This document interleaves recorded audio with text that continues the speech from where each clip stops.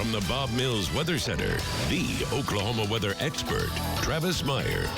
All right, as I was showing you a little bit ago, this is a weather map from today when it was so hot, and we were in the 80s to low 90s. We had much more in the way of humidity. Satellite picture tonight is kind of interesting. So you see this line pushing back or retrograding back to the west. That's the difference between the really dry air and the very moist, warmer air that's pushing back.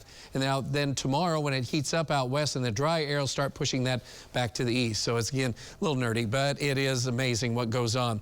Speaking of which, the dry out to the west of us is unreal. We've got fires going on not too far from Santa Fe surrounding that area. There's about 7 fires I counted today at least. And some of that was started more than a month ago. It was a prescribed burn and by the National Forest and Agency, and it ended up getting away because the winds went crazy during that course of that afternoon when they didn't think it was going to. So that's been a major problem. Of course, it's just bone dry in the panhandles, Texas, Oklahoma, and eastern portion of New Mexico. I had a friend that sent pictures in from out of the panhandle from yesterday. That's what it looks like as of yesterday. It is just, there's nothing there. There's no moisture. And so these cattle are living off of supplements and just whatever hay is coming in to them. Ranchers are having to disperse to some of their herds. So it is not good. And then on this side of the state, so much water. 34 feet above normal right now at Lake Tenkiller, 24 feet above normal at Fort Gibson, 7.6 feet above normal at Eufaula. And then Skiatook is normal because it hasn't rained all that much. There hasn't been a whole lot of runoff in Osage County because it just hasn't rained. And so it's amazing what's going on.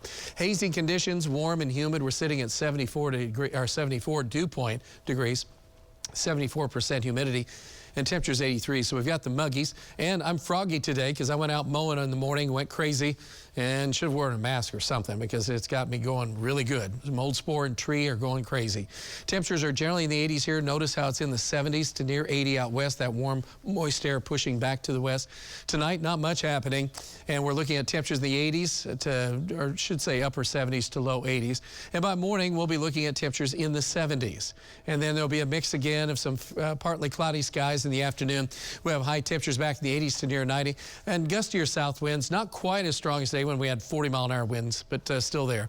And then we'll have heat index values in the mid to upper 90s for the next couple of days. It's going to be stuffy, but the wind is going to help out. Then it'll drop off a little bit as we get into the weekend when there is a chance of thunderstorms. In the meantime, for next week in the PGA, we're looking for conditions to be pretty good. That's not too bad. Maybe some thunderstorms Saturday night into Sunday, so that's probably about the only problem. And we'll have a slight chance Friday night into Saturday here. All right, so forecast looks like this. 75 fair, 6:22 is sunrise. As we go on into the daytime hours, we're looking for temperatures in the 80s by noontime, near 90 in the afternoon, and then we stick around 90. We haven't adjusted temperatures much, but that's where we're going to end up with gusty winds most of the day, so that'll help out, keep the breeze blowing. There's that slight chance of a thunderstorm Friday night into Saturday, and then for the kickoff of PGA next week, a little toasty there, and then we have another slight chance of storms, we said, toward the end of the PGA week, Saturday night into Sunday. Okay. All right. We'll take a little toasty, I guess. Yes, indeed. In the meantime, it's just warm and muggy. Warm and muggy. Thanks, Travis.